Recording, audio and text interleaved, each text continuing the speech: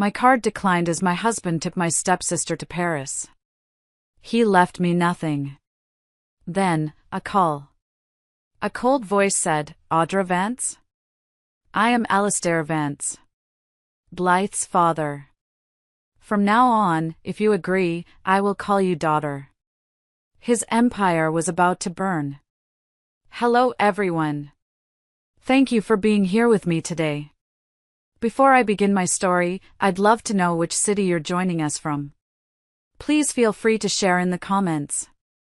Now, let me take you into this story. My name is Audra Vance, and I am 36 years old. It was late, and I mean really late. The night my husband, Corbin Thorne, had his private jet leave for Paris with my stepsister, Blythe Thorne, was the night my card failed at a grocery store. He was drinking champagne over the Atlantic. I was on the kitchen floor with instant noodles and divorce papers. The cashier at the all-night grocery store didn't even look at me. He just tapped the screen and repeated the phrase, his voice bored, declined. It was 11:45 p.m. I was standing under the harsh fluorescent lights of a bodega on the Upper East Side, trying to buy a box of pasta and a bag of instant noodles. The card I used was the graphite black Centurion. The one Corbin insisted I carry for emergencies. This apparently did not qualify. "Try it again," I said, my voice quieter than I intended. He sighed and ran it again. The machine gave a pathetic little chirp. "Declined, ma'am." I pulled out my phone, my fingers slipping on the glass. The banking app, the one link to our entire life, took a moment to load. Joint account access denied. Joint savings access denied.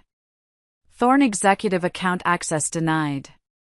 A cold, methodical sweep. He hadn't just cut me off. He had erased me. A flicker of movement from the small television mounted above the expired lottery tickets caught my eye. It was muted, but the churn was bright blue, financial gossip. And there he was.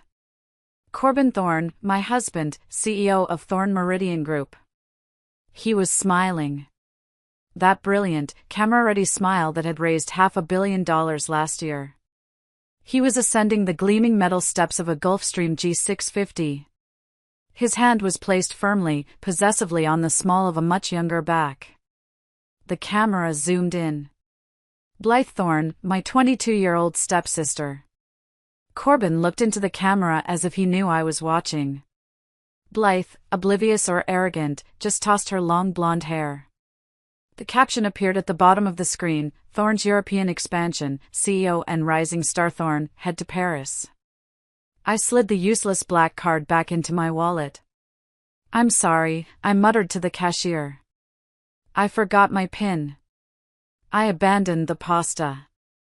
I kept the instant noodles, paid for with the crumpled $20 bill I found in the bottom of my purse. The walk back to the penthouse was 15 blocks. The doorman, Hector, nodded respectfully. "Good evening, Mrs. Thorne." I wondered if he knew my key fob had been deactivated. It hadn't. Corbin was thorough. He wanted me to get inside. He wanted me to see the stage he had set. The private elevator opened directly into the foyer. I designed this place. Every inch of it. The reclaimed oak floors, the Calacatta marble, the soft, warm recessed lighting meant to make the floor-to-ceiling windows feel intimate, even as they overlooked the park. Tonight, that warm light felt surgical, illuminating my own autopsy. It was on the kitchen island, a thick cream leather envelope embossed with the logo of Corbin's personal law firm. This was different. This was clean. My hands were perfectly steady. I was almost proud of them. I broke the wax seal. There was no letter, no apology, just a document, friendly separation agreement. It was 50 pages long. Clipped to the front was a single sheet of paper, a printout from a real estate website. It showed a list of available one-bedroom and studio apartments in Queens. Beneath the listing was a single yellow sticky note stuck to the first page of the agreement. Corbin's familiar aggressive handwriting, 4 words. I trust you'll choose the mature option. Mature. The word he uses when he means silent. The word he uses when he's about to screw someone over. As if summoned, my phone vibrated violently on the marble countertop. And again. And again. A rapid burst of emails. One after another, stacking up on my lock screen. Sender, Thorn Meridian HR. Subject, formal notice. Subject, suspension of duties. Subject, urgent access revocation. Subject, pending strategic review. I opened the first one. Dear Miss Vance, pending a review of your current role, your executive functions and all system access are temporarily suspended. Effective immediately. Suspended from the company I built. The company I structured, the company whose entire operational backend I designed from scratch in our first apartment back when Thorn Meridian was just Corbin, me, and a whiteboard. The panic hit then, a physical weight in my chest. I dialed his number. Straight to voicemail. The user is on a flight message. Of course, he's over the Atlantic. I tried his assistant. Voicemail. I tried the head of legal. Voicemail. The purge was absolute. My thumb moved on its own, a reflex of self-destruction. Instagram. I didn't even have to search for her name. Blythe Thorn's story was the first one in the queue. A bright pink circle. I tap it. It was a boomerang, a crystal champagne flute.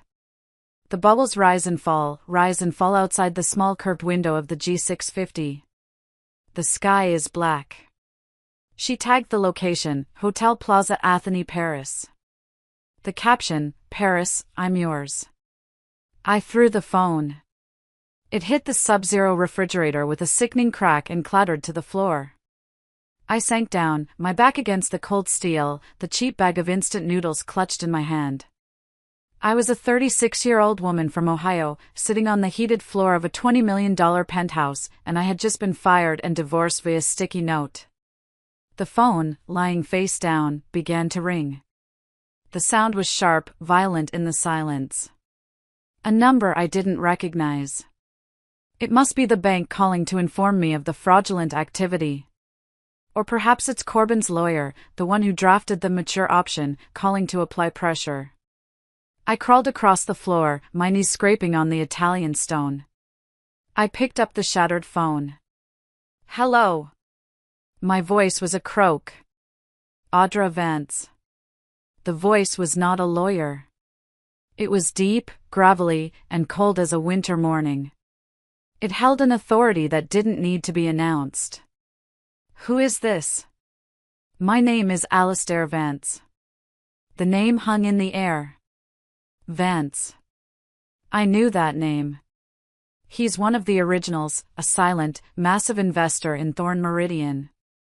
The money behind the money. The man continued, his voice flat, precise. I am a primary investor in your husband's company. I am also Blythe's father.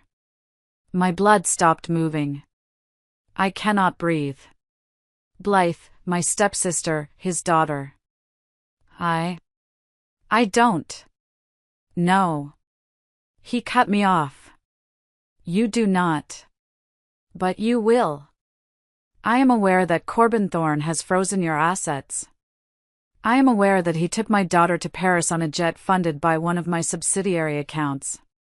A pause. I can hear him breathing. He doesn't sound angry. He sounds interested.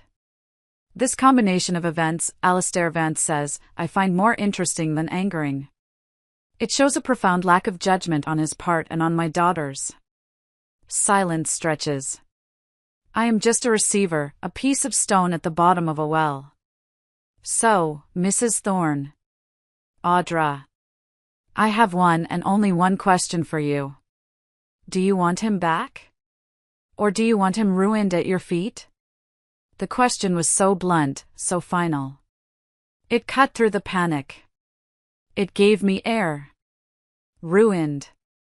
I looked at the leather envelope on the counter, the list of studios in Queens, the sticky note. I thought of Blythe's champagne glass. My voice came out, and this time it did not shake. It was as cold as his. I am too tired to ask anyone to come back. But I still have enough energy to watch someone lose everything. For the first time, a sound breaks his measured tone. It's a laugh, but it's short and dry. It's the sound of a vault door closing. Good. That is the correct answer. So from this moment, I want you to consider yourself my daughter. And a daughter of mine does not sleep on the street. Tomorrow we begin. The line clicks dead. I sit in the darkness of the kitchen. The shattered phone still clutched in my hand. My reflection stares back at me from the blacked-out window. I am still here. I am still Audra Vance. I stood up. I walked to the island and picked up the friendly separation agreement. I smoothed the pages, looking at the insulting offer. The arrogant signature line waiting for my surrender. For the first time tonight, a very thin, very cold smile touched my lips.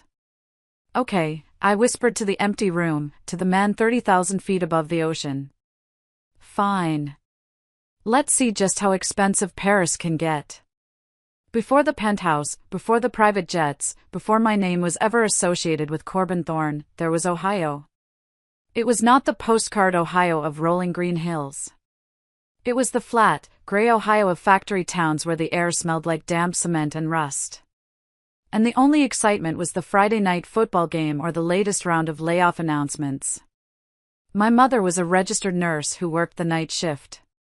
She moved through our small rented house like a ghost, smelling of antiseptic, stale coffee, and a profound, bone-deep exhaustion. My father left when I was 10. He didn't just leave. He evaporated. He went out for cigarettes and vanished, leaving behind a Ford Taurus he was upside down on and a stack of utility bills on the kitchen counter. That's where I learned my first lessons in finance. While other kids were learning algebra, I was learning how to read a shut-off notice. I learned what default meant. I learned how to negotiate a 30-day extension with a power company representative. My voice high and polite, pretending to be my mother. I learned that contracts and leases were not suggestions. They were iron traps. I discovered I had a mind for systems. By 16, I was working as a cashier at Mrs. Gable's Corner Market. It was a dying local shop, and I was bored. So I started watching. I watched the delivery schedules, the way she ordered inventory, the way customers moved through the aisles. On the back of a brown paper bag, I drew a new floor plan. I built a simple inventory system in a stolen notebook. I convinced her to move the high-margin items, the soda, the candy, to the front, and the milk to the back. Her profits went up 12% in 3 months. She gave me a $50 bonus and told me I was too smart to be stocking shelves. I knew she was right. I wasn't just driven to escape that month-to-month, hand-to-mouth existence. I was driven to understand and control the systems that governed it. A full academic scholarship and 3 part-time jobs got me a finance degree and a one-way bus ticket to Chicago. I started at the bottom in the back office of a mid-level property management firm. It was chaos. They managed old, decaying buildings with tangled ownership structures, horrific tenant records, and books that looked like they'd been kept by a drunk. I loved it. I became the cleaner. They would hand me a portfolio that was hemorrhaging money, a mess of code violations and angry tenants. I would spend weeks in that windowless office, rebuilding the entire operation from the ground up. I untangled the ledgers, renegotiated vendor contracts, and automated the rent collections. I made the assets stable. I made them profitable. My reputation for cleaning trash is how I ended up on a panel at the Midwest Real Estate Investment Summit. I was 28, the only woman on the stage not holding a microphone for someone else. My topic was effective operational processes in multifamily rental portfolios. And in the front row sat Corbin Thorne. He was electric, even sitting still. He seemed to be in motion. He had that Kennedy hair, a jawline that looked precision cut, and a suit that cost more than my annual salary. He was already a minor legend, the brilliant young founder of the fast-rising Thorn Meridian Group. But he wasn't scrolling on his phone. He wasn't whispering to an associate. He was watching me. And he was taking notes. When I stepped off the stage, he was the first person there. His handshake was firm, his eyes locked on mine. "Corbin Thorn," he said. "Thorn Meridian." He didn't compliment my dress. He didn't say I spoke well. He said, "Your data on vendor cost averaging versus tenant retention was brilliant. I've been trying to solve that exact problem." He talked for 20 minutes, not at me, but to me. He spoke about his vision, about building quality housing for the middle class, about disrupting the lazy old money developers who let their buildings rot. He was passionate. He was smart. He was, I saw instantly, a perfect version of my own ambition. But with one crucial difference, he already had the capital. He had the access. I just had the binders full of data. Our romance was built on those binders. It blossomed over late-night spreadsheets in my tiny, drafty studio apartment. We'd analyze deals he was considering, and he would listen, truly listen, as I tore apart an acquisition target's flawed accounting. He made me feel like a partner, not a conquest. He would wait outside my office in the Chicago snow, not in a flashy limo, but in his slightly beat-up Jeep, just to drive me home to my rundown building. He knew exactly when to be quiet, when to praise, and when to say the one thing I needed to hear: "You're smarter than all of them. Audra, they just don't know it yet." When I told my mother I was engaged, there was a long pause on the line. I could hear the faint click of her lighter.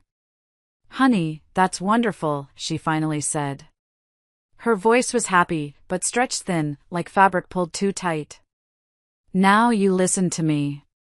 I'm proud of you. But you will never, ever be one of them. They are a different breed. You're just visiting their world. So you be smart. You keep your own bank account. And you never, ever give anyone all the paperwork, not even your husband." I laughed. I told her this was different. This was modern. We were equals. I dismissed her words as the fear of a different generation, the scars of a woman left with nothing. We were married at a resort in Colorado. Corbin called it understated luxury, which I thought was my taste. Looking back, I see that every choice, from the wildflowers to the menu, had been gently, expertly guided by Corbin and his team of planners. It was my taste, as approved by his brand. The wedding photos were cinematic. We looked like a happy, powerful, new American couple. But I remember the faces of his investors, the old money men from New York and Boston who stood on his side of the aisle. They smiled at me, but their eyes were assessing. They weren't looking at a new partner in the firm. They were looking at Corbin's smart wife, a capable, attractive accessory he'd picked up in the Midwest. The prenup arrived via email from his lawyer a week before the wedding. It was presented as a standard formality. It was a slaughter. It was designed to keep me entirely separate from Thorn Meridian. If we divorced, I would get a severance package, like a fired employee. My mother's warning, "Never give anyone all the paperwork," rang in my ears. I refused to sign. Corbin was stunned. We had our first real fight. I didn't cry or yell. I negotiated. I sat across from him in his high-rise office, the skyline of Chicago behind him, and I laid out my case. I used the same cold logic I used on plumbing contractors. If my operational systems are going to be the backbone of this company's growth, I said, then I am a founder, not an employee's wife. I am not signing this. It took 3 days. The arguments were quiet, precise, and brutal. I demanded a clause, not just for a payout, but for equity. A specific tiered percentage of Thorn Meridian Group vested immediately upon marriage, with further vesting tied to performance metrics that I knew I could hit. Finally, he relented. He sighed, running a hand through that perfect hair. Fine, Audra. Fine, if it makes you feel secure. His voice was smooth again. The loving fiancé. But his eyes, for the first time, I saw it. It wasn't anger. It was annoyance. It was the cold flash of irritation you see when a deal you thought was a bargain suddenly gets more expensive. I signed the revised document, the ink heavy on the page. I felt victorious. I thought I had secured my place, that I had won an equal footing in a modern marriage. I had no idea that I had just signed the single most important document of my life. I hadn't just negotiated a contract. I had just armed the weapon that years later would be the only thing left to save me. We moved to New York 2 years after the wedding. Thorn Meridian Group took 2 floors in a glass and steel tower overlooking Central Park. My name was etched onto a frosted glass door, Audra Vance, Director of Internal Operations. It was a title designed to sound secondary, administrative, a wife job. The real work was far different. Corbin was a visionary, a brilliant salesman who could charm a room full of skeptical billionaires into funding a dream. But he and his partners were chaos agents. They operated on charisma, handshakes, and adrenaline. They left behind a wake of broken spreadsheets, half-executed contracts, and operational nightmares. I was the cleaner, but I was also the architect. While Corbin was giving speeches, I was in the trenches. I designed the company's entire internal control system from scratch. I built the financial reporting dashboards that allowed us to actually see where the money was going in real time. I personally renegotiated our master contracts with our top 3 construction suppliers, saving us an immediate 8 figures. Our profitability didn't just increase, it stabilized. The firm, once a high-risk startup, became a reliable asset. But in the investor pitches, I was a prop. Corbin would stand in the sunlight streaming through the floor-to-ceiling windows, all energy and magnetism. He would gesture to me, seated at the long mahogany table. "And this is my wife, Audra," he'd say with that disarming smile. "She handles our internal side. Keeps the lights on. Keeps the lights on." The boardroom was where the erasure was most complete. I would present a detailed 40-slide analysis on risk exposure in our new portfolios. I'd field a few polite questions. Then one of the older board members, all men, all over 50, would nod and turn his entire body to face my husband. "Good data, Corbin. So, what's your play here?" My analysis became good data. His guess became the play. Worse, Corbin became an expert at absorbing my contributions. I'd be in a development meeting, starting to outline a new diligence process. "What if we standardized the environmental impact reports before acquisition?" "That's a great point, honey," Corbin would cut in, smooth as silk, placing a hand on my shoulder. "It's exactly what my team and I were just starting to implement. Glad we're on the same page." He would look at me with loving, collaborative eyes while seamlessly stealing the idea right out of my mouth. I wasn't just his wife. I was his in-house, uncredited think tank. Thorn Meridian grew. We expanded into high-end green residential projects in New York and Miami. More money, more staff, more complexity, and more shadows. As the one managing the books, I started seeing things that made my Ohio-trained stomach tighten. Consulting fees, massive ones, paid to LLCs in Delaware or the Caribbean that had no website, no staff, no discernible product. I saw wire transfers for pre-development costs on projects that didn't even exist yet. I brought it to Corbin one night in the sterile beauty of our penthouse. I had the printouts. "Corbin, who is Crestview Strategic Partners? We've paid them over $2 million this quarter." He didn't even look up from his iPad. He laughed. It was a soft, patronizing sound. "Honey, you worry too much. That's just how the business works. It's the cost of entry in these markets." "It looks like a slush fund," I said, my voice flat. He finally looked at me, his eyes suddenly cold. The charm turned off. Then stop looking at it, Audra. Focus on your dashboards. You're the best operator I know. Let me handle the strategy. It was a compliment wrapped around a command, stay in your lane. In the early years, he was cute about our success.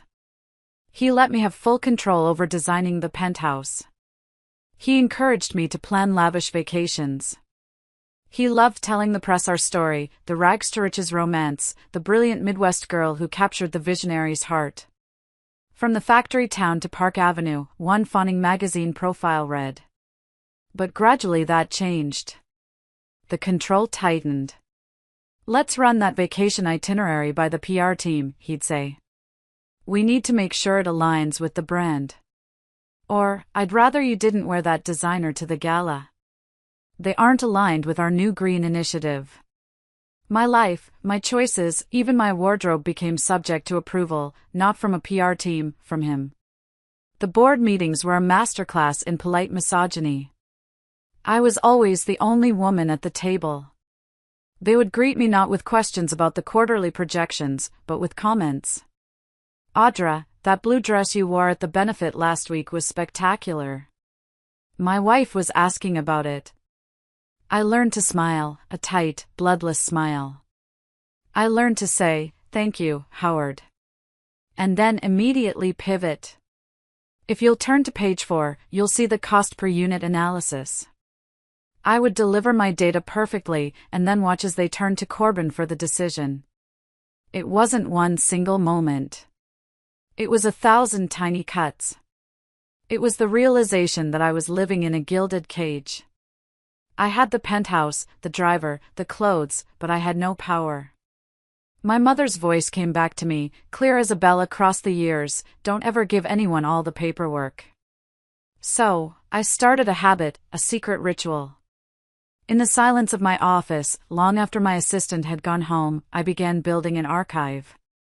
For every major contract I reviewed, every partnership agreement, every wire transfer that felt wrong, I made 2 copies. One went into the official cloud-based filing system. The second, a hard copy, was printed, initialed by me with the date I reviewed it, and placed in a file. That file went home with me. It went into a fireproof safe I'd had installed in the back of my custom-built closet, hidden behind a row of cashmere coats. I forwarded suspicious emails to a private encrypted address I'd created. I saved chat logs. I took screenshots of meeting calendars that were later deleted. I wasn't planning a war. I was just documenting the truth. I was ensuring that if the worst day ever came, I would not be the woman left with nothing. The beginning of the end was named Europa Vista Residential. It was Corbin's new baby, a massive billion-dollar fund to acquire luxury properties in Europe. He called me into his office. He sat on the edge of his desk, not behind it, a practice move to show he was being casual, a partner. Audra, he said, his voice full of mock concern. I'm worried about optics with you as COO and me as CEO. Launching this new international fund could look like a conflict of interest to our new European investors. They're very old school. What are you suggesting? I asked. I think it's time to elevate you, he said, smiling. The picture of a proud husband. We're creating a new role for you, non-executive strategic advisor. You'll be off the day-to-day grind. You'll have time to focus on the big picture and the house in the Hamptons. You've earned it. It sounded like a promotion. It was a corporate assassination. It meant I was off the executive committee. It meant I was removed from all banking authorizations. It meant my system access would be downgraded. I was being moved from the engine room to the observation deck, where I could watch but not steer. I realized with a clarity that felt like swallowing ice that in every official photo, I looked like a tasteful accessory. In every legal document, my name was always on a separate line, smaller, indented, nested beneath the words, wife of Corbin Thorne. I started to ask myself the question, the one I'd been avoiding. If I was pushed out tomorrow, what would I have? An art collection? Some expensive dresses and a resume that everyone in New York would believe was a gift from my husband. I wasn't a partner. I wasn't even an employee. I was a beautiful, well-kept, and very, very useful amenity. The summer MBA intern program was an annual ritual at Thorn Meridian. It was Corbin's pet project, a way to build loyalty and more practically to find cheap, brilliant labor from the children of our investors. This year, one of them separated from the pack immediately. Her name was Blythe Thorn. She was 22, with the kind of polished, effortless beauty that comes from generations of money. She was smart, fast, and she radiated a confidence that bordered on arrogance. She knew how to play the game. She knew how to speak to power. She was the daughter of Alastair Vance, one of our largest and most silent institutional investors. Alastair was my father-in-law's business partner who later married my stepmother. That made Blythe my stepsister. The whole thing was just too perfect for Corbin. Corbin, citing the need to personally mentor our top-tier talent, assigned her to work directly with him. At first, I watched her with a detached interest. She was a younger, shinier, bolder version of myself, but one who had never had to read a shut-off notice. She had never worried about a grocery bill. I almost admired her audacity. That admiration curdled and died about 3 weeks later. My advisor role still gave me passive access to Corbin's calendar and inbox. It was a professional necessity, or so I told myself. I began to see them. Emails timestamped at 1 o'clock in the morning, then 2 o'clock in the morning. The subjects were cloaked in business speak: breakthrough idea, midnight thoughts on the Miami project. The content was anything but. Her emails were breathless, fawning, full of praise for his vision. His replies, from a man who famously believed exclamation points were a sign of a weak mind, were littered with emojis, a winking face, a clinking champagne glass. It was unprofessional. It was intimate. It was a language I recognized, but one he had never used with me, not even in our earliest days. The real line was crossed at a networking gala for the Europa Vista Fund. It was a rooftop event in Midtown. The air heavy with the smell of expensive gin and the quiet murmur of deal flow. I was stuck talking to a banker about yield curves when I saw them across the room. Corbin was introducing Blythe to a Swiss investor, a man we needed desperately. Corbin had his hand on the small of her back. It wasn't a brief, polite this-way touch. His hand was resting there, fingers splayed, his thumb occasionally moving in a small proprietary circle. It was a gesture of possession, disguised as mentorship.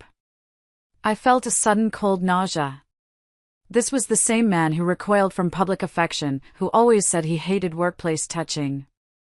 He was guiding her, showing her off. And the Swiss investor was looking from Corbin to Blythe with a knowing, indulgent smirk. He wasn't seeing a brilliant intern. He was seeing the bonus package. I waited until we were home in the vast, silent cathedral of our penthouse. I kept my voice perfectly level. Corbin, I think the late-night emails with Blythe are crossing a line, and touching her like that at the event tonight was inappropriate. I didn't accuse. I stated a fact. He was pouring a scotch. He stopped, turned, and then he laughed. It was a soft, pitying sound. He walked over to me, kissed my forehead, and stroked my hair. It was a gesture meant to soothe a hysterical child. "Honey," he said, his voice a balm of condescension. "Are you actually getting jealous of an intern? She's a kid.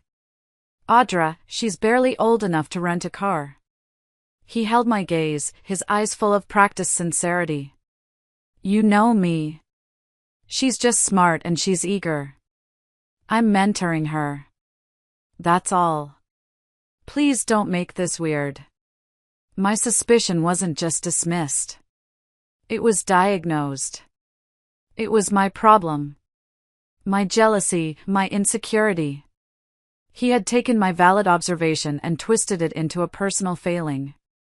I was being gaslit in my own living room. As this personal erosion accelerated, so did the professional one. Our CFO, Gerald Hines, a man who would light himself on fire if Corbin told him it was good for the quarterly numbers, requested a meeting. He sat across his desk from me, visibly nervous, shuffling papers. "Audra, we're doing some structural optimization," he began, avoiding my eyes. "The board wants to streamline our primary cash accounts for European expansion. Faster wires, less red tape." He pushed a stack of legal documents toward me. "It's just a new regulatory requirement. We need to move the main capital accounts off the dual signature protocol and consolidate authorization." I scanned the page. My name, the cosigner on every major Thorn Meridian account, was being removed. I was being cut off from the flow of money. "Why, Gerald?" I asked, my voice flat. "New banking regulations," he said. The lie thin and ready. "Our outside counsel confirmed it. It's just a formality. We just need your signature to approve the change." The paperwork was perfect. The legal justifications were dense and plausible. I had been moved into a non-operational role. My refusal would look petty, obstructive. I had no grounds to fight it. But my advisor role, the gilded cage Corbin had built for me, still gave me access to the high-level financial dashboards I had personally designed. I could no longer sign the checks, but I could still see where they were going, and they were going to the Caribbean. I saw a series of new SPVs, special purpose vehicles, pop up under the Europa Vista Fund, shell companies based in the Cayman Islands and the British Virgin Islands. This was standard for tax purposes. What wasn't standard was the amount of money flowing into them. These shell companies were being funded with amounts far exceeding the value of the projects they were supposedly tied to. Millions, tens of millions, just sitting there, labeled as capital buffer or future development fees. I confronted Corbin in his office. This time, he didn't laugh and he didn't try to soothe me. His eyes went flat and cold. "Audra, I told you to let me handle the strategy," he said, his voice low and sharp. "You're not an auditor. You're my wife. Stop digging. You won't like what you find in this business." It wasn't a warning. It was a threat. The final piece of the trap fell into place by accident. An administrative assistant forwarding a long email chain about scheduling forgot to delete the history. The original email, buried at the bottom, was from Corbin to our chief legal counsel, sent 3 weeks ago. The subject line was Audra Risk Mitigation. My blood turned to ice. I read it and read it again. Corbin was discussing my new non-executive role. He was asking the lawyer to review our prenup to find ways to minimize our exposure if Audra ever decided to leave the company. And then the sentence that stopped my heart. He'd written, "She's resisting the new structure. Find a way to make it work. It's best to keep her signing some of the liability paperwork just in case. We need her on the hook if the EU regulators get aggressive. Keep her on the hook." He wasn't just pushing me out. He wasn't just cheating on me with my stepsister. He was methodically, expertly building a firewall of my body. He was setting me up to be the scapegoat for the Caribbean accounts. If the whole thing went sideways, the disgruntled wife who was overseeing operations would be the one to take the fall. The feeling of being cornered, of being gassed while the house was set on fire, was suffocating. But I come from Ohio. I come from a mother who worked night shifts. We are not fragile. That night, I stopped being a wife. I became an archivist. I went into the office on a Saturday, telling the security guard I had a project to finish. I used my remaining high-level credentials. I began to download everything. I copied 8 years of data from the internal servers onto a series of encrypted hard drives. I saved system access logs. I took high-resolution screenshots of the wire transfers to the Cayman accounts. I pulled every email Corbin thought he had deleted from the Exchange server. I even met an old college fund friend for lunch, a woman who is now a partner at a major securities law firm. Hypothetically, I said, stirring my iced tea. What are the whistleblower protections for an executive who suspects creative accounting in a private fund? She looked at me, her eyes sharp. Hypothetically, she said, the person who reports it first with clean hands gets immunity. The person who waits gets called a co-conspirator.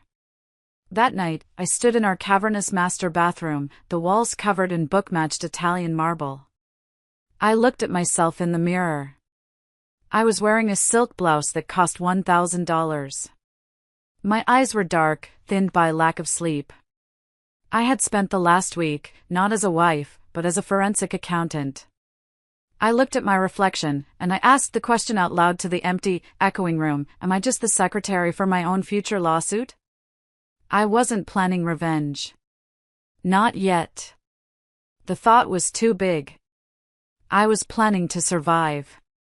I was ensuring that if and when Corbin Thorne decided to push me out of his life, he would find my hands clasped firmly around his ankles. The official announcement came via a company-wide memo. Thorne Meridian Strategic European Summit. Corbin would be leading a small, agile team to meet with key strategic investors for the new Europa Vista Fund. The attached itinerary listed the team members: Corbin Thorne, CEO, David Chin, Senior VP of Capital Markets, and Blythe Thorne, MBA intern. The justification was a single insulting line: to provide a high-level learning opportunity for our rising talent.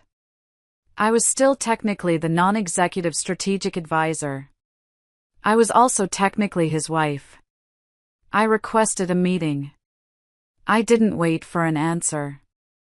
I walked into his office.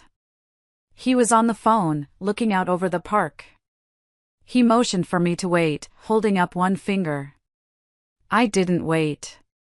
I closed the door hard. The sound made him flinch. He hung up. Audra, I'm in the middle of. You're taking an intern to Paris, I said. It wasn't a question. On a capital-raising trip instead of your co-founder?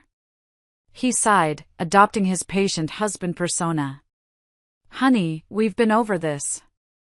You're non-operational now. It would send a mixed message. It would look like you're second-guessing me. I need you here holding the fort. You're the one I trust to keep the team calm while I'm gone. He smiled at me, that fake, grateful, manipulative smile. It was the same smile he used on the board. He was treating me like just another employee to be managed. I'm not holding the fort, Corbin, I said, my voice dangerously quiet. I'm the person who built the fort. You are taking your girlfriend on a business trip and spending it on our investors. The smile vanished. His face went blank, then cold. You are being hysterical and you are wrong. Now, if you'll excuse me, I have a fund to launch. The day before his flight, the final blade fell. An email from HR subject, important update, role reevaluation. It was a masterpiece of corporate legal speak. Given the new strategic direction, and to further avoid any potential conflicts of interest, your role as strategic advisor will be restructured. I scrolled past the justifications to the new terms: 6-month unpaid advisory period, pending a full review of internal structuring. Unpaid. They had done it. They had legally, cleanly, and methodically severed my last tie to the company's payroll. I was no longer an executive. I was no longer a paid advisor. I was just, in their eyes, a wife. And Corbin was about to take care of that, too. The night he left for the airport, he came home for exactly 15 minutes. I heard his key in the door. He strode in, not as a husband, but as a man on a schedule. He was already pulling off his tie. He didn't look at me as I stood in the kitchen. Flight's in 2 hours, he said, walking straight to the master closet. I heard the shower turn on, a high-pressure hiss. He was out in 5 minutes, a towel around his waist, already checking his phone. He dressed in the dark of the closet, fresh suit, black, perfectly tailored. He came back into the living room, packing his do kit. The scent of his expensive cologne, the one I'd bought him, filled the air. It was a smell I used to associate with security. Now it just smelled like an exit.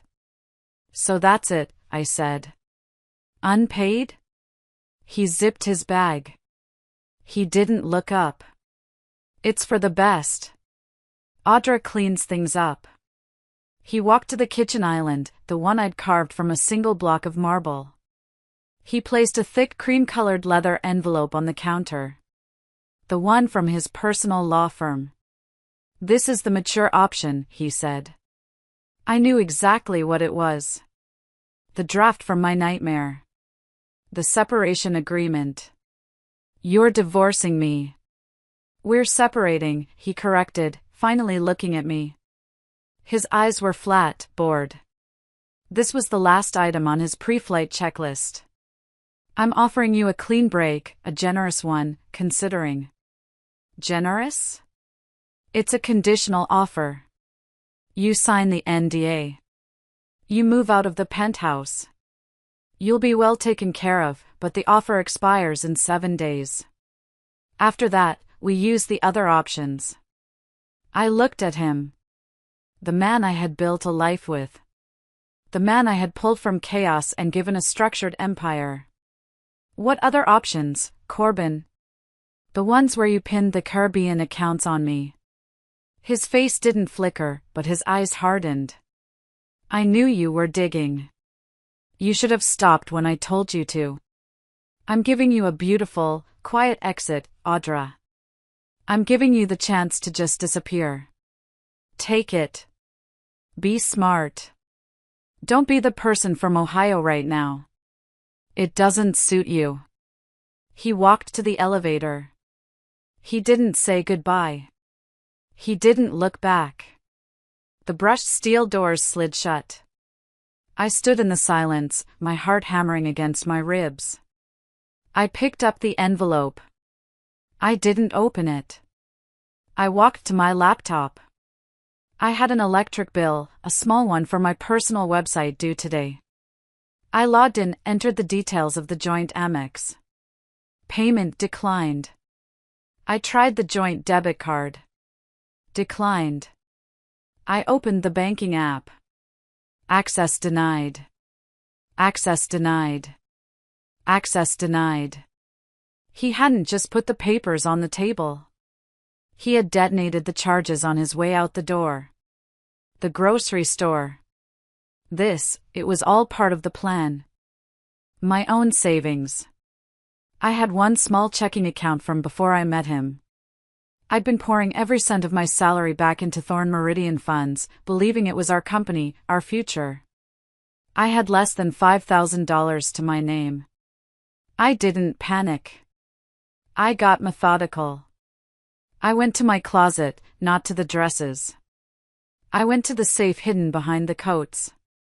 I pulled out the hard drives, the binders of printed files. I put them in the bottom of a large, anonymous-looking duffel bag. I packed 1 week's worth of simple clothes, jeans, sweaters, my running shoes. I took my laptop, my personal phone, and the burner phone I had bought 2 weeks ago.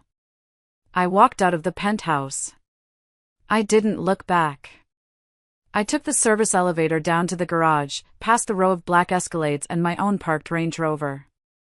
I got into the only car that was solely, legally in my name, a 4-year-old Audi sedan.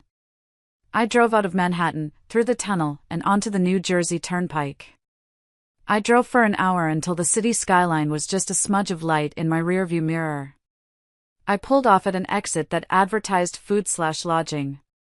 I found it, the Traveler's Lodge. It had a flickering neon sign, and most of the parking spots were taken by long-haul trucks. I paid cash for 1 night. The room smelled of bleach, stale smoke, and despair. The carpet was sticky. The bedspread had a cigarette burn in it.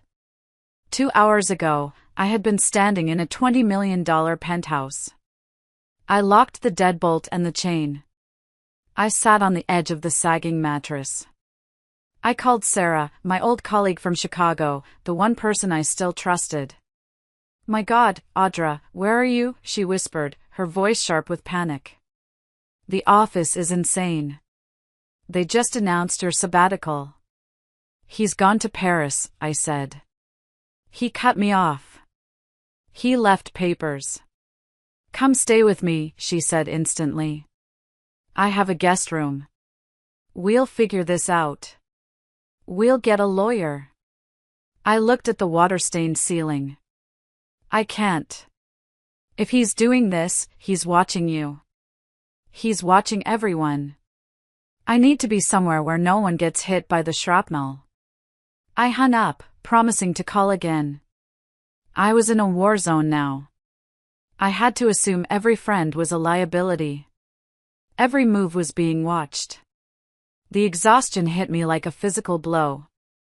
I lay back on the lumpy pillow, still in my clothes. I pulled out my phone. A stupid, self-destructive impulse. Instagram. Blythe Thorne's story was new, posted just 30 minutes ago. She was at the opera in Paris. A snapshot of the grand, gold-encrusted ceiling, the caption, Culture plus Capital. At that exact crushing moment, an email notification lit up my screen. It was from an automated legal server, from Corbyn's personal lawyer. Subject, friendly separation proposal, time sensitive. The envelope I'd left on the kitchen counter, now digitized, delivered to my exile. A PDF. A 7-day expiration clock. I shut my eyes. The humiliation was total. The cheap room, the smell, the tacky Instagram post, the cold legal threat. I was a fool, a smart woman from Ohio who had let herself be turned into a stupid, helpless wife. I threw the phone across the room.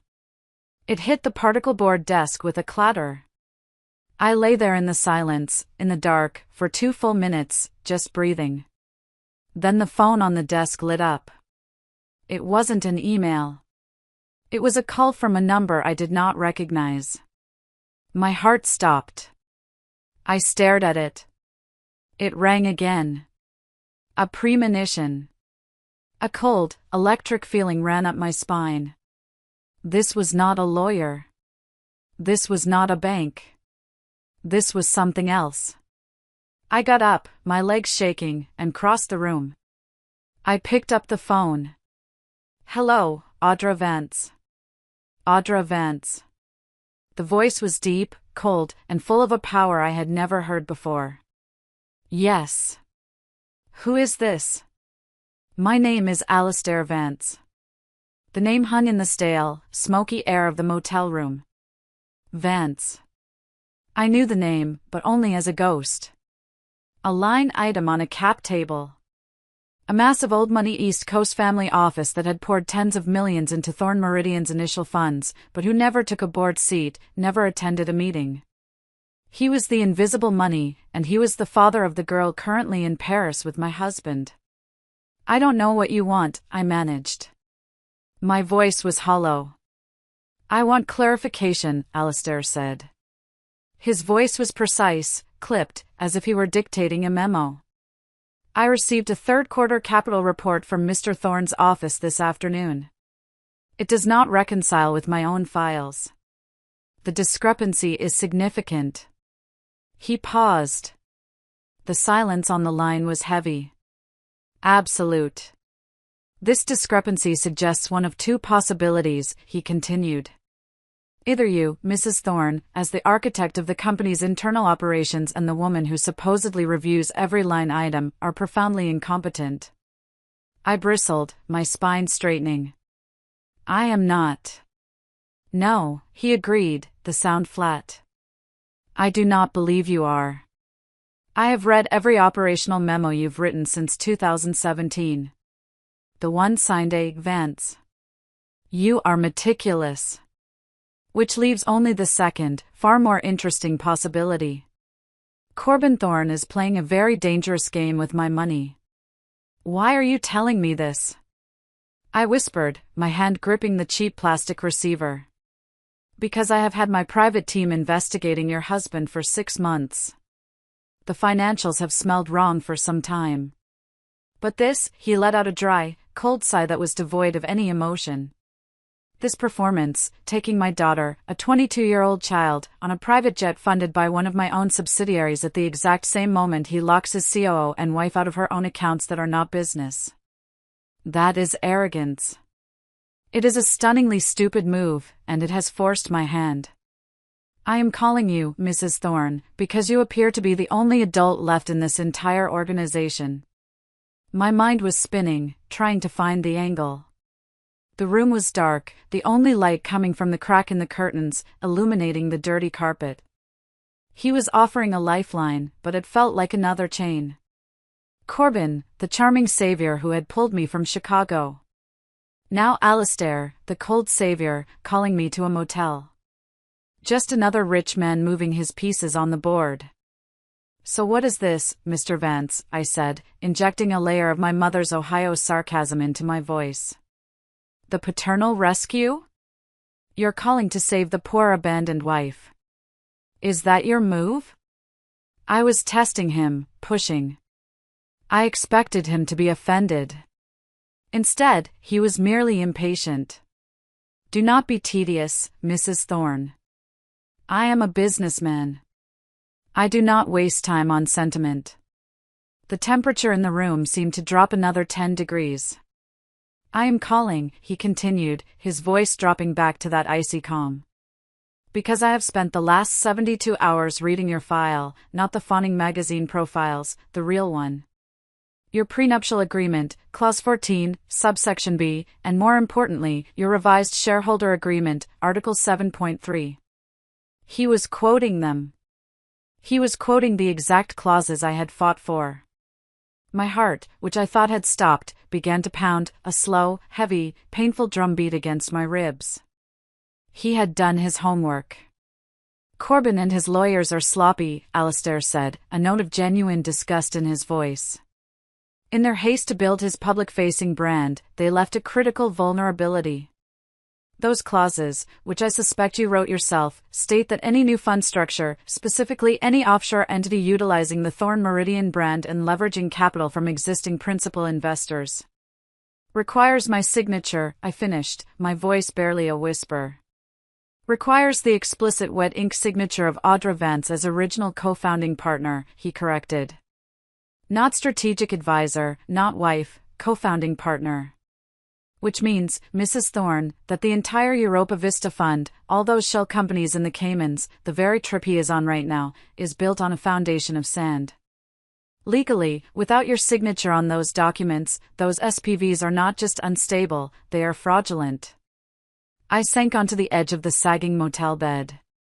The encrypted hard drives in my duffel bag suddenly felt 10 times heavier. He was right. Corbin had moved too fast, too arrogantly. He had pushed me out before securing my signature on the new fund. He thought my silence was guaranteed. He thought I was beaten. So, Alistair continued, his voice a sharp blade. I am offering you a business relationship, not a rescue. I will provide you with a full legal team, the best forensic accountants in the country, a secure place to live, and an operating line of credit. Effective immediately. You will not be poor by morning. The car, the clothes, the penthouse, they are irrelevant. The air in the room felt thin. I could barely breathe. And in return? In return, you will open those files I know you have, the ones you've been hiding in your closet. You will give my team every email, every wire transfer, every spreadsheet you've been collecting. You will tell us everything Corbin Thorne has been hiding, not just from me, but from the SEC. I don't want him corrected. I want him dismantled. Dismantled? The word echoed in the cheap, empty room. It was precisely what I wanted, but the terms were wrong. I looked at my reflection on the dark television screen. A ghost, a woman who had just traded one owner for another. No, I said. There was a long, dangerous silence on the line. I had challenged him. You will need to elaborate, he said, his voice flat. I appreciate the offer, Mr. Vance. I truly do, but I am done being a passenger. I will not trade one powerful man's control for another. I will not be your weapon. I don't want another man running my life. My voice was shaking, but I meant every single word of it. I heard him laugh. It was the same dry, vault door sound from the first call. "Good," he said. "That is precisely what I needed to hear. I have no use for another spoiled child who needs to be managed. One daughter acting the fool in Paris is quite enough." He paused, and his voice softened. "Just a fraction, but it was there. I need a partner, Audra, and you need a proxy. Let's not complicate it. As for the daughter comment, let's just say I protect my family. And Corbin just put you and your equity firmly on my side of the ledger." The word daughter hung in the air. It wasn't warm. It wasn't paternal. It was a statement of alliance, a declaration of assets. He was claiming me, but unlike Corbin, he was claiming my mind, not my image. I stood there, smelling the stale smoke and bleach, the insulting legal proposal from Corbin's lawyer sitting in my inbox. I could sign it. I could take the generous payout, disappear into one of those Queen's studios, and live a quiet, humiliated life. I could be the mature option. Or I could get into a car with this cold, terrifying man. I could use the archive I had built. I could burn the entire rotten structure to the ground and stand in the ashes. "I don't want compensation, Mr. Vance," I said, my voice clear and final. "I don't want a payout. I want control. I want company." Another beat of silence, then approval. "That," Alistair Vance said, "is the correct answer. Control is always the prize. The rest is just noise." "What happens now?" "You will sleep. Tomorrow morning at precisely 9 a.m. a black Mercedes sedan will be waiting for you in the motel parking lot. The driver's name will be Arthur. He will not speak to you. You will give him your current phone, and he will give you a new one." "What about my things?" "The penthouse." "Forget the penthouse," he said dismissively. "The penthouse is a box full of his things. Leave the keys on the motel desk. Let him wonder. My daughter still thinks Paris is the destination for us. Audra, the destination is the boardroom." The line clicked dead. I didn't move for a long time. The neon sign outside the window cast a faint, sickly red glow onto the wall. I walked into the small, disgusting bathroom and looked at myself in the cracked mirror over the sink. My hair was flat, my face pale. I looked like a refugee, but my eyes were not the eyes of a victim. They were the eyes of a co-conspirator. I was no longer Mrs. Corbin Thorne, the CEO's pretty, smart wife. I was a partner in a hostile takeover. I went back into the room, picked up my duffel bag, and zipped it shut. I took the friendly separation agreement that I had brought from the penthouse, the one that I had refused to sign. I tore the thick, expensive paper in half, then in half again, and dropped the pieces into the overflowing trash can. I had just chosen my side. The Mercedes that picked me up from the motel was silent. The driver, Arthur, was exactly as Alistair had described, built like a bank vault, and he did not speak. He took my cracked iPhone and the cheap burner I'd bought, handing me a slim, heavy, encrypted device in a black case. We did not drive to New York. We drove south to Philadelphia, pulling into the underground garage of a high-rise that was expensive, but aggressively anonymous. It was a corporate apartment leased by a shell company under the name F. Vance Financial Consultant. It was clean, sterile, and had no personality. It was a war room. The next morning, she arrived. Odessa King. She was not what I expected. She was not an old-money, silver-haired patrician. She was a compact woman in her 40s with sharp eyes, hair pulled into a severe knot, and a suit so perfectly tailored it looked like armor. She didn't shake my hand. She placed 2 identical black briefcases on the glass dining table, snapped them open, and set up her laptop. "Alistair pays me an obscene amount of money to win," she said, her voice a low rasp. She didn't do introductions. "I do not handle divorce.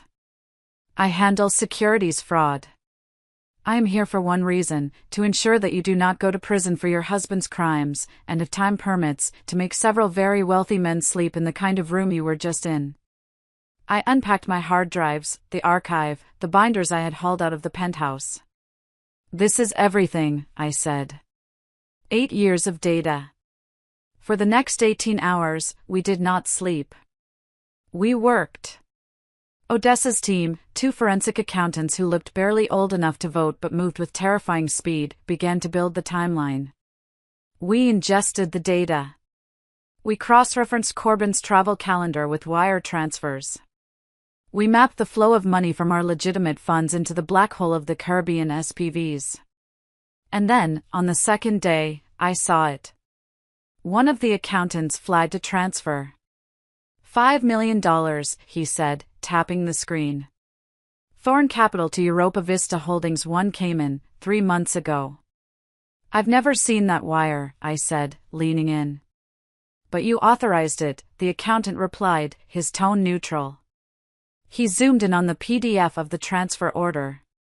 There it was, an electronic signature. F. Bryant.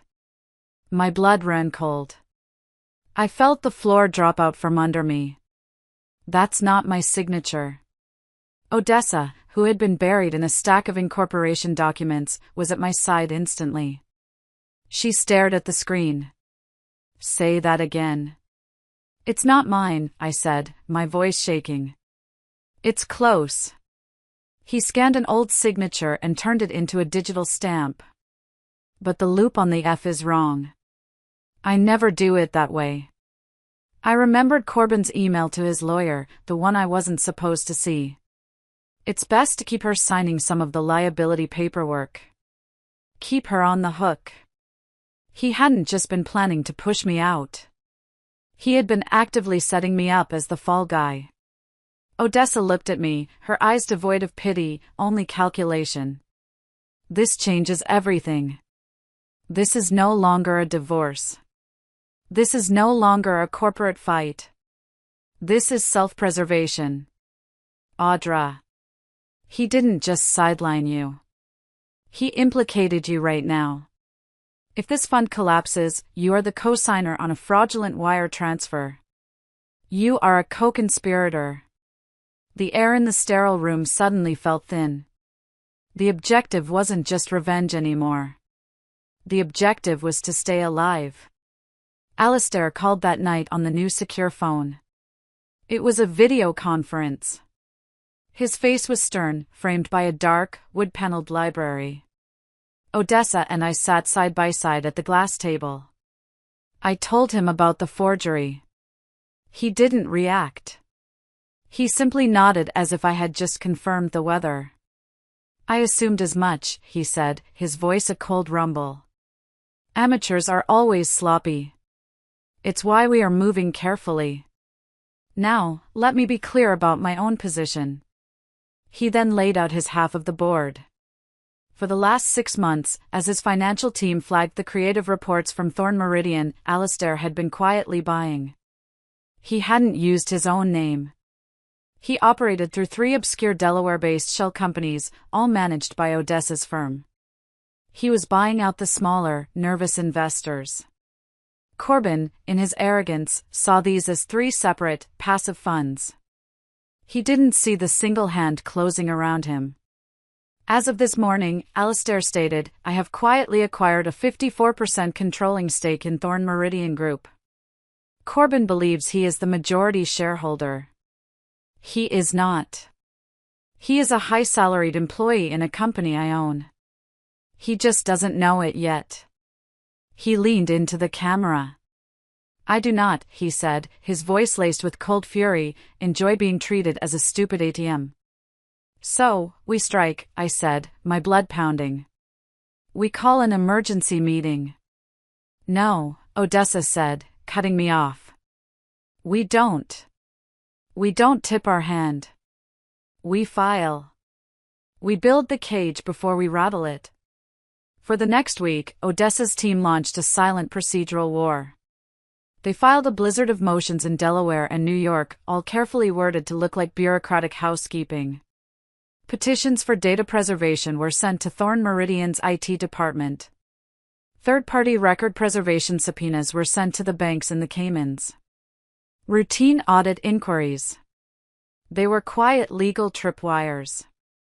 Corbyn's legal team would see them, but they would dismiss them as the nuisance filings of a disgruntled wife's divorce lawyer. They wouldn't see the coordinated attack from a securities lawyer. My job was to build the weapon. I was the insider. Odessa needed me to translate the data into crimes. I sat at that glass table for 72 hours writing. I built the insider's dossier. I didn't just show the wire transfers. I explained why they were fraudulent. I showed how Corbyn's team systematically inflated the projected valuations of our Miami properties by 20% right before a capital raise. I flagged the consulting fees that I knew from deleted emails were payoffs to a corrupt city councilman. I pulled the expense reports showing how Corbyn had buried the cost of the Paris jet, his personal dinners, and Blythe's shopping sprees under the budget for Europa Vista project development. This was the hardest part, the waiting. We had to let Corbyn continue to believe he was winning. Let him stay in Paris, Alastair commanded over the phone. Let him feel victorious. Every $1,000 bottle of wine he buys my daughter is another wiretap charge of misappropriation of fund assets. Let him keep sending incriminating emails from his company account. Let him dig. So I had to watch. I sat in that sterile apartment, the blinds drawn, and forced myself to look at Instagram. Blythe posted a photo of them at the loo with the caption, "Culture plus Capital." Someone tagged Corbyn in a photo at a 3-star Michelin restaurant, raising a glass, looking like the king of the world. My stomach churned, but it wasn't jealousy. Not anymore. It was cold and raging. Every post was another exhibit. Exhibit A, the gala. Exhibit B, the opera. Then, 3 days later, the secure phone buzzed. It was Alastair. "It's time," he said. He explained the final move. A series of large, multi-million-dollar transfers for the Europa Vista Fund were scheduled to be finalized in 48 hours. These wires would move the bulk of the investor capital into the offshore accounts. "There is a clause in the original Thorn Meridian Partnership Agreement," Alastair said, "one I am sure you remember. Article 7.3. I knew it by heart. It was the clause I had fought for before my wedding. It stipulates that in the event of an executive dispute or a question of fraud, the physical presence of the co-founding partners in the primary operating jurisdiction is required for arbitration. Odessa is filing the injunction right now in Delaware, Alastair said, citing the forged signature as evidence of fraud. It will freeze those transfers. Corbyn will be blindsided, but to challenge his authority and activate the clause, you must be physically present. You are the other co-founding partner. You need to be in Paris. The next day, I was at Philadelphia International Airport. I was not in the private lounge. I was not walking across the tarmac to a G650. I was in Terminal A, Gate 17. I was in seat 24B, an economy plus seat, wedged between a software salesman and a woman with a small child. It was the ultimate, humiliating reversal of the life I had known. But on my lap was the new encrypted laptop. In the belly of the plane was my duffel bag containing the hard copies of the archive. I wasn't Audra Thorne, the CEO's discarded wife. I was Audra Vance, the key witness and the proxy for the new majority shareholder. The plane began its takeoff roll, the engines whining, pushing me back into the cheap upholstered seat. I looked out the small plastic window at the clouds. Corbyn was up there somewhere, miles ahead, drinking champagne in his private jet, thinking he was a conqueror. I was in the back of the bus, flying over the same ocean with a guillotine in my carry-on bag. And for the first time in my life, I was the one who felt truly dangerous. While Corbyn and Blythe were dining at Le Jules Verne, suspended in a bubble of light inside the Eiffel Tower, I was in a cramped café in the 6th arrondissement, drinking bitter espresso from a thick ceramic cup. They were a portrait of new money perfection. Blythe in a white silk dress would be laughing, holding up her champagne glass for another selfie. Corbin in a bespoke blue suit would be playing the part of the indulgent, powerful mentor, his hand resting on her knee under the table. They were living the dream he was selling. I, on the other hand, was sitting across from Odessa King and a very severe, very expensive-looking French lawyer named Antoine. The cafe was small, smelling of old coffee and rain. Spread between us on the tiny marble table was a stack of legal documents. "This," Antoine said, his English precise, "is the assignation en raffière. It is an emergency summons. We are petitioning the commercial court based on your affidavit." He tapped the document next to my cup. "You are attesting under penalty of perjury that your signature was forged on the primary funding documents for Europa Vista Holdings 1, 2, and 3. "Which it was," I said. "The result is this, a judicial order effective in 1 hour, freezing all capital transfers from those entities. The accounts will be locked pending a full evidentiary hearing." I picked up the heavy, old-fashioned pen. As Blythe was posting a story of her dessert, a perfect gold-dusted chocolate sphere, I was signing my name. One signature to halt a $5 million transfer. Another to freeze the Cayman SPV. A third to alert the Swiss bank that was holding our investors' capital. Each stroke of the pen was a wire being cut. Each signature was a knot tightening around the neck of Corbin's European fantasy. Odessa watched me, a small, grim smile on her face. "They're staying at the Plaza Athénée," she said, checking her secure phone. "Suite 801. Alistair lands in 20 minutes. He's booked the presidential suite on the 9th floor, directly above them." "Why?" I asked, confused. "Why in the same hotel? Why not let the injunction hit and watch him panic from afar?" Odessa began packing the signed documents into her briefcase. "Alistair believes liars need a stage," she said, snapping the lock shut. "He wants to see your husband's face. He wants to give him the news in person." From Blythe's perspective, the dream was only getting better. They had shopped on Avenue Montaigne. She had bags from Chanel and Dior. All paid for with the Black Centurion card linked to the Europa Vista Development Fund. She was the star of her own movie, but the cracks were showing, even if she didn't see them. Corbin had become tense. His phone, a permanent attachment to his hand. He was snapping at his CFO over text, his messages short and brutal. "Handle the FUD," he typed. "Or I'll find someone who can." FUD, fear, uncertainty, and doubt. That's what Odessa's legal filings were. Just a little sand in the gears, making the big investors nervous. "Is everything okay?" Blythe had asked over breakfast, pouting as she pushed a raspberry around her plate.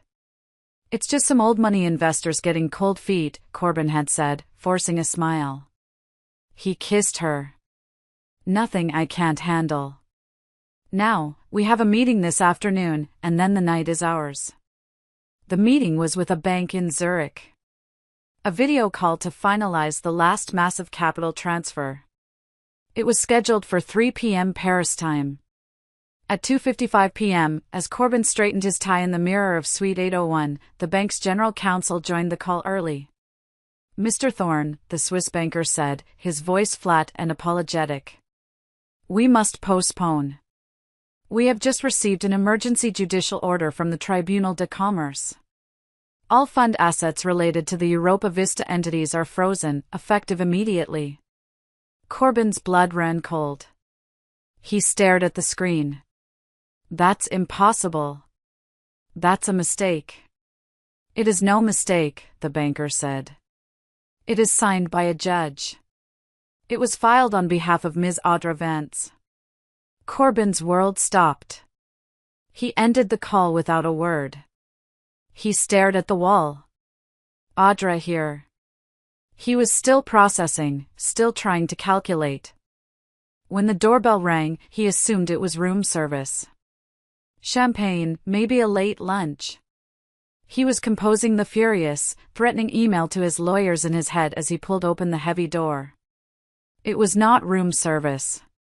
Standing in the hallway was Alistair Vance, his face carved from granite. Beside him was Odessa King, holding a thick leather briefcase. Beside her was Antoine, the French lawyer, and standing next to Alistair, looking directly into Corbin's eyes, was me. I was not the woman he had left in the penthouse. I was not the crying, hysterical wife. I was dressed in a simple, dark gray suit. My hair was pulled back. My face was calm. I was holding nothing. Corbin's face went through 3 distinct, rapid phases: total shock, followed by panicked confusion, and landing on a mask of pure, white-hot rage.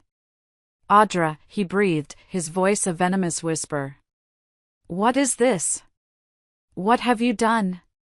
May we come in?" Alistair Vance's voice cut through the air, low and powerful. He didn't wait for an answer. He walked past Corbin into the center of the magnificent suite, the rest of us following like a tide. "What's going on, Corbin?" "Who is?" Blythe's voice trailed off as she emerged from the bedroom. She was wearing a white hotel bathrobe. Her hair was wrapped in a towel. Half her face was covered in a foundation mask. She stopped dead when she saw her father. "Daddy," she whispered, her voice a child's. "What are you doing here?" Alistair didn't even look at her. His eyes were locked on Corbin. "Mr. Thorne," Alistair said, "you are in my suite." "This is my suite," Corbin snapped, trying to regain his footing, puffing his chest out. "Suite 801. "No," Alistair said.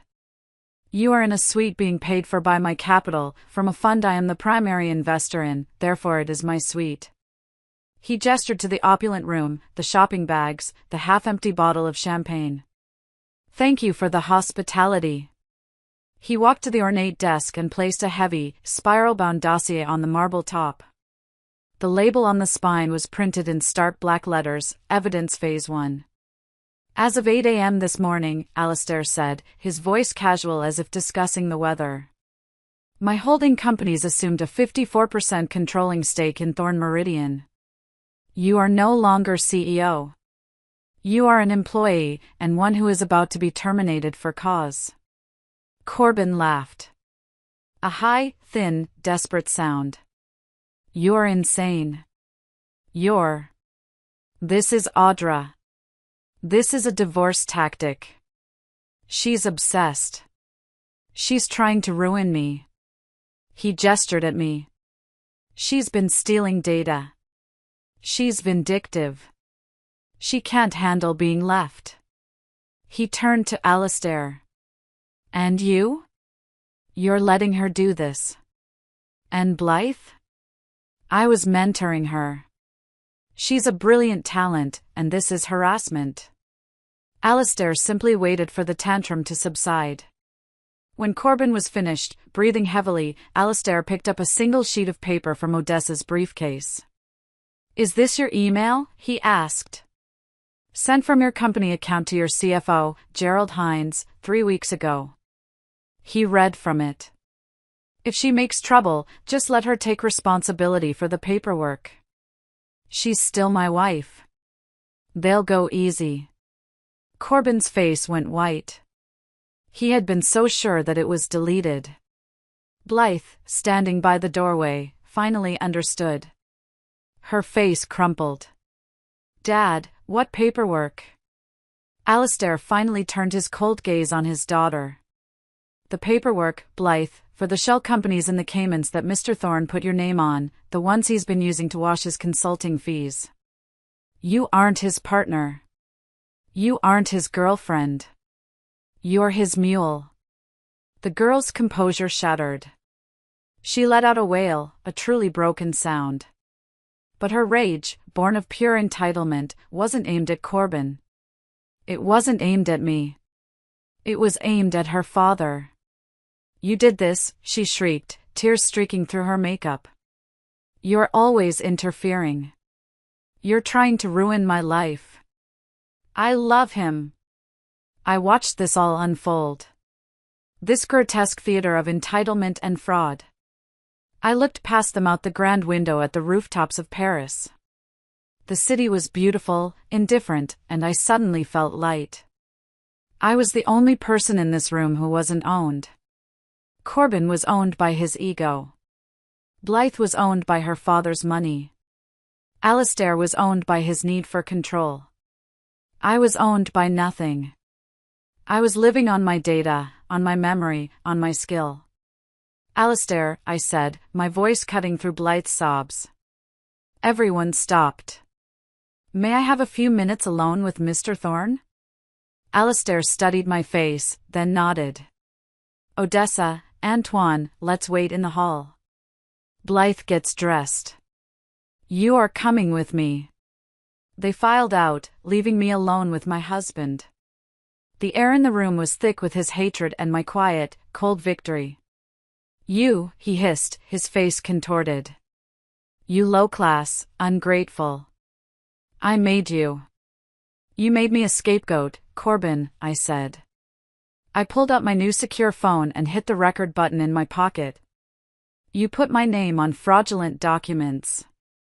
I protected you, he yelled, taking a step toward me. It was just a failsafe. You're still my wife. Legally, they would never come after you. I was taking the heat off the fund. You cut my accounts, I said, my voice level. You left me with nothing. I left you a generous offer, he shouted. I left you a way out and you brought him Alistair Vance. You think he's your friend? He's a shark. He's using you to steal my company. He didn't forge my name, I said. He stared at me, the reality of his situation finally dawning on him. The fight went out of him. He was a deflating balloon.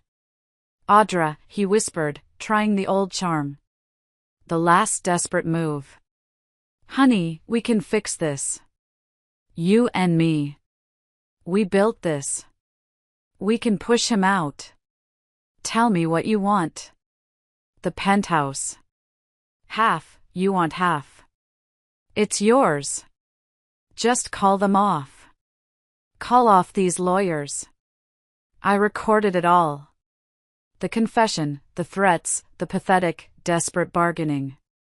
I stopped the recording. It's over, Corbin.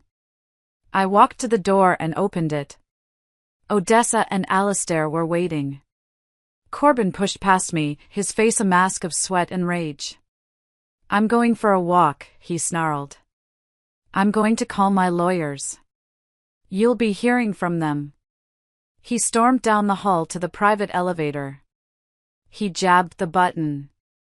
He didn't look back. I watched him go. A walk won't do him much good, Odessa said, checking her watch.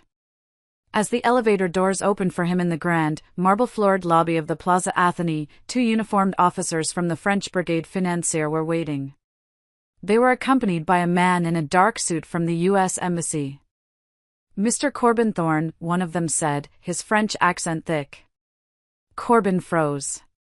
We have a request from the United States Department of Justice, the man continued. Polite but firm. We need to ask you to come with us, and we will be holding your passport pending the investigation. The news of Corbin's detention in Paris hit the financial wires at 4 a.m.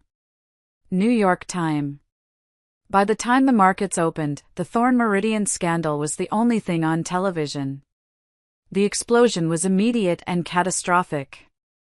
Our publicly traded partners saw their stocks crater. Investors from massive pension funds to smaller family offices were in a full-blown panic. The glass tower of Thorne Meridian, the one I had helped build, was burning. I was back in the United States, installed in a stark, anonymous office in one of Alistair Vance's New York properties. Odessa had been explicit. You are not to be seen. You are not to speak to the press. You are not under any circumstances to look like an avenging wife. You are a material witness and the co-founder of a company in crisis. Let the lawyers do the talking. So I sat 20 floors above the city in a room with no name on the door and watched the inferno I had lit. I had a direct, agonizing view of the Thorn Meridian headquarters just 3 blocks away. It looked like a ship I had designed, now dead in the water, taking on water fast. Then the second bomb dropped.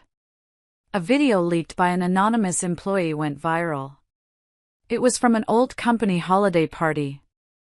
Corbyn, flushed with champagne, holding court with a circle of junior analysts. He was telling a story, his voice slurring with arrogance. The key to any European trip, he bragged, is the right intern. An intern is just a carry-on, really, and Paris is always more fun when your luggage knows how to keep quiet. The clip was everywhere in an hour. He was no longer just a potentially corrupt CEO. He was the living symbol of corporate rot, a walking, talking human resources nightmare. Corbyn was eventually released from French custody. His passport confiscated. He was allowed to return to the United States, but he was grounded under federal supervision. His arrival at JFK was not the triumphant return of a conqueror. It was a media circus. He was ambushed by a wall of cameras, his face pale and furious, as his new, very expensive crisis PR team shoved him into a black SUV. Their counterattack began the next morning. The narrative was simple and vicious. Corbyn Thorne, the visionary, was the victim. He was the target of a coordinated hostile takeover, an illegal corporate coup.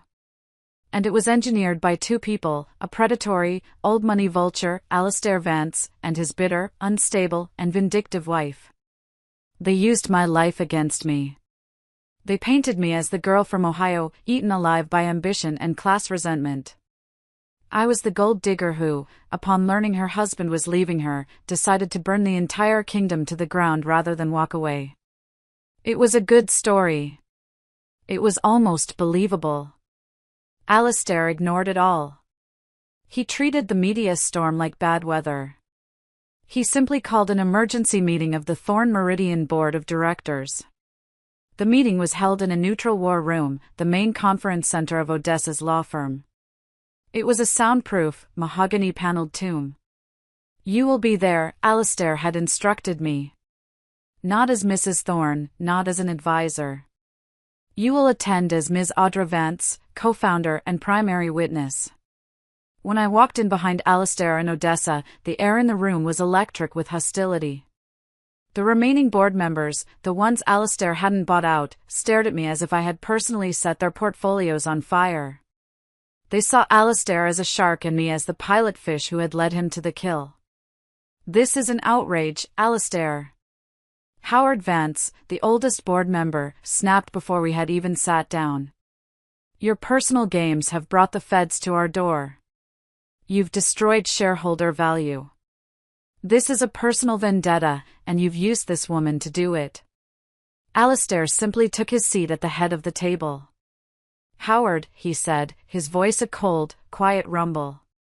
It is Mr. Thorne who brought the feds to your door. I am merely the one who turned on the lights. Ms. Vance is here to show you exactly what you have been approving in the dark. It was my turn. I felt the blood pounding in my ears. I walked to the head of the table. I plugged my encrypted laptop into the main display. I did not cry. I did not speak of Paris or the motel or the sticky note. I gave them the numbers. Good morning, I said, my voice steady. What you are looking at is the parallel accounting system I have been maintaining for the past 4 years. For 60 minutes, I was the woman from Ohio. I was the woman who built the dashboards. I was the cleaner. I showed them the forged wire transfer with my fake signature.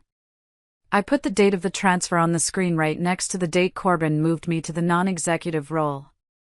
I showed them the incorporation documents for the Cayman SPVs signed by Blythe Thorne, dated just 3 days after her mentorship began. I showed them the original accurate property valuations from our Miami project and then the altered, inflated versions that Corbyn had sent to investors, cross-referenced with his own emails demanding the numbers be optimized for the raise. I was the mapmaker, and I showed them exactly where the train had gone off the rails. When I finished, the tomb was silent.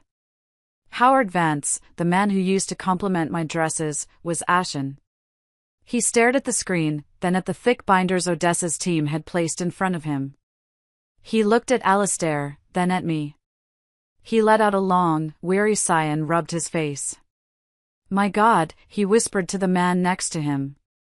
"We let the handsome kid drive the train. We never even bothered to check if the mapmaker was telling him to slow down." Alistair stood up. "The Thorn Meridian brand is dead. Corbin Thorn's career is over. The only question is whether this board goes down with him or whether we salvage the assets." He laid out the terms of surrender. 1. Corbin Thorn will resign from all positions, effective immediately. 2. He will forfeit his entire equity stake to the compensation fund we are establishing to make our investors whole. 3. We will cooperate fully with the SEC and the Department of Justice. We will hand them Corbin, and in return, we will secure immunity for the firm itself. He paused, then looked directly at me. And 4. We will restructure. We will form a new entity from the clean performing assets, and Ms. Audra Vance will be appointed executive chair of the transition. It was a total victory, a complete coup. It was controlled. I should have felt triumphant. Instead, I felt sick. A part of me, the part that had sat on that lumpy motel bed, wanted to light a match to the entire proposal. I wanted to scream no. I wanted to force a Chapter 7 bankruptcy.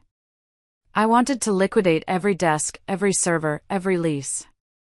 I wanted to pull every last dollar out of the burning building and let Corbin, the board, and the entire company turn to ash. But I thought of the 400 other employees, the accountants in Chicago, the analysts in Miami, the administrative staff in New York who had always been kind to me, the people who had never been on a private jet, who had never stolen a dime. They would all be unemployed tomorrow, their pensions, their lives, their futures, all collateral damage in my war. I was standing on the line between justice and destruction, and I had no idea which way to step. The board asked for 24 hours to consult their counsel, which was code for surrender. As Odessa and I were packing our briefcases, her secure phone buzzed. She looked at the text, then at me, her expression unreadable. "A request," she said. "From Blythe Thorn's new lawyer. She's back in New York. She's at her mother's apartment. She is distraught. She refuses to speak to Alistair. She will only speak to you." I agreed. The next morning, we met in an empty conference room high above the city. The girl who walked in was not the confident, glamorous intern from the Plaza Athene. She was 22, wearing baggy sweats, her hair a tangled mess. Her eyes were red and swollen. She looked terrified. The moment she saw me, she collapsed into a chair and began to sob. "I didn't know," she choked out, the words tumbling over each other. "I swear to God, Audra, I didn't know. He told me the papers were just formalities. He said it was a test to empower me. He said I was a natural. I thought we were building something. I thought he loved me." She was terrified. Terrified of prison. Terrified of her father, who had, I learned, frozen her trust fund and all her credit cards. And most pathetically, she was terrified that Corbin would hate her for messing this up. I sat across from her, and the white-hot rage I had carried for months finally began to cool.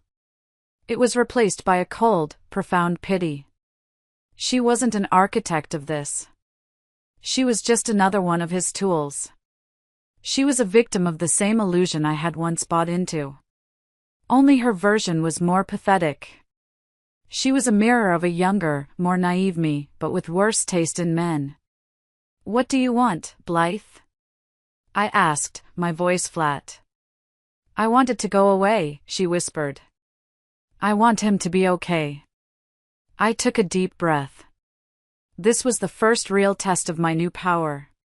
"He is not going to be okay," I said, my voice cutting. "And you are in serious, serious trouble.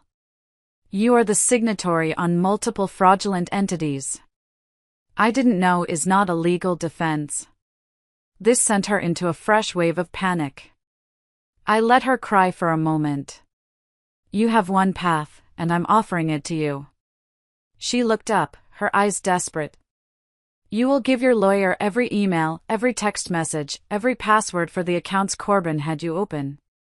You will sign a full, detailed affidavit explaining everything he told you to do. You will cooperate fully and completely with the SEC and the DOJ.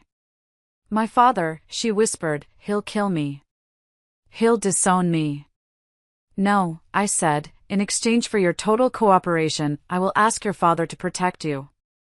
He will use his considerable influence to ensure the prosecutors see you as a material witness, not a co-conspirator. You will likely get a fine and probation, not prison. He will pay for your therapy, and you will go back to school, finish your degree, and learn how to build a life that doesn't depend on a rich man's approval. She stared at me, her mouth open, finally grasping the lifeline I was offering. I stood up. I hadn't come to this meeting to be kind. I had come to secure a witness and neutralize a threat. But as I walked out of the room, leaving her to call her lawyer, I realized it was the first time in this entire war that I had chosen to turn down the heat instead of just pouring more fuel on the fire. It was an autumn morning, crisp and unforgiving. The glass tower of the Thorn Meridian headquarters was surrounded, not by police, but by the press. A ring of white media vans, satellite dishes aimed at the building like weapons. They were all waiting for the same thing, to see if the Thorn Empire would survive or if this was its public execution. I walked from a black sedan. I was not in a $1,000 dress. I was in a simple dark gray suit that I had bought 2 days ago. It was functional. It was armor. The cameras flashed. A wall of blinding white light. Microphones were shoved in my face. Audra, is it true about the takeover? Are you divorcing him for the company? How much did Alistair Vance pay you? I said nothing. I kept my eyes fixed on the revolving glass door. I walked through them, my face set, and I did not look back. The boardroom was a tomb. The air was thick and dead. The board members were already there, pale and silent, nursing coffees. Alistair sat at the head of the table, his place. Then the doors opened, and Corbin walked in. He was flanked by 2 lawyers. He wore a dark suit, but it was rumpled. The collar of his shirt was slightly wrinkled. The vibrant, magnetic energy was gone. He looked thin, gray, and exhausted. And around his left ankle, just visible above his expensive Italian shoe, was the hard black plastic of a court-ordered GPS monitoring bracelet.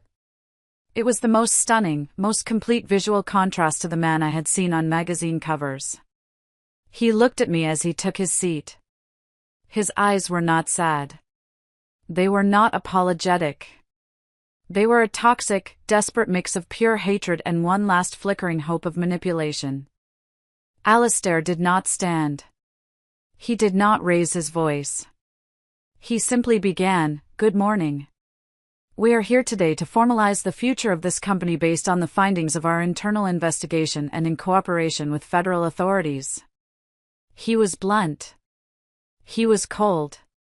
He summarized the findings in a monotone: illegal transfer of fund assets, gross misappropriation of capital for personal use, including but not limited to. He read the dates and expenses of the Paris trip, the shopping, the dinners, abuse of executive power and conspiracy to defraud investors. Corbin's lawyer started to speak, but Corbin cut him off. "This is a joke," Corbin said, his voice raw. "This is nothing but a clerical error, a simple accounting mistake. This is a hostile, vindictive action from my wife. My client has not been your wife in any meaningful sense for some time." Odessa's voice cut through the air, sharp as glass, and her new partner. Corbin pressed on, his voice cracking, pointing a shaking finger at Alistair. "He's using her to steal my company." Alistair simply raised an eyebrow.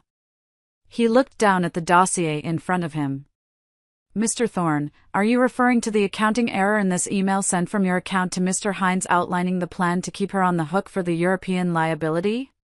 He slid a copy down the table. Or perhaps the clerical error detailed in this audio file recorded in Paris, where you admit to forging her signature and attempting to bribe her with half the company to call off the lawyers? He pressed a button. My voice, and then Corbin's, filled the silent room. You forged my name. I protected you. It was just a failsafe. Corbin sank in his chair, his face white. Or maybe, Alistair continued, his voice relentless. You mean the vindictive action detailed in this signed sworn affidavit from my daughter, Blythe Thorne, complete with all text messages itemizing every SPV you had her sign her name to as a test of her empowerment. He dropped the final thick document onto the table. Checkmate. There was no other story to tell.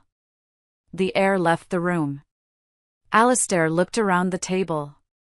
We are moving on to the future of Thorne Meridian. He paused, and his eyes found me. He stood up. It was the first time he had done so. It was a gesture of respect. Ms. Audra Vance, he said, his voice resonating. She is not just a co-founder. She is, as it turns out, the only person in this room who knows how to build something of value without stealing it from someone else. He looked directly at me, his face stern, but his eyes were something else. He spoke to the entire room, to the investors, to the lawyers, to Corbin. This is Audra Vance. To me, she is a daughter. Not because she married or divorced anyone, but because her hands, her skill, and her integrity are the only things that just saved everyone else in this company from total ruin. The word daughter landed in the silent room with the force of a gavel. It was a declaration. It was an adoption. It was a transfer of power. More final than any stock certificate. In the back, a press officer's phone was still on, broadcasting the audio to the lobby. The word daughter echoed out over the news feeds. I later learned that Blythe, watching the live stream from her mother's apartment, had heard it and cried in silence. Corbin looked from Alistair to me and back to Alistair. He saw it. He finally saw it. He had no allies. He was an island, and the tide had just come all the way in. We will now vote, Alistair said, sitting down. The resolution was read. 1. Corbin Thorne resigns from all positions. 2. He forfeits his entire equity stake to the Investor Compensation Fund. 3. He will sign a binding agreement barring him for life from ever holding an executive or board position in any publicly traded company. The alternative, Alistair added, as if an afterthought, is that this board votes to dissolve. We hand the entire unmitigated file to the U.S. Attorney's Office, and they will pursue the more severe charges of conspiracy and racketeering, which carries a minimum of 10 years in federal prison. The vote was a formality. A series of quiet, defeated eyes went around the table. It was unanimous. Then I spoke. I have one final condition, I said. Every eye turned to me. Corbin looked at me with a tiny, pathetic flicker of hope. Did I want the penthouse art? I will not, I said, build a new future on a rotten foundation. The Thorne Meridian name is poison. The structure is compromised. I propose a split. We will create 2 new legal entities. The clean entity will contain all the stable, performing, profitable assets. It will be rebranded. Its equity will be redistributed with a significant portion held for the senior employees who chose to stay. The dirty entity will hold all of Corbin's fraudulent projects, the bad debt, and the legal liabilities. That entity will be taken through an orderly bankruptcy and liquidation to pay what is owed. I was not just taking over. I was performing surgery.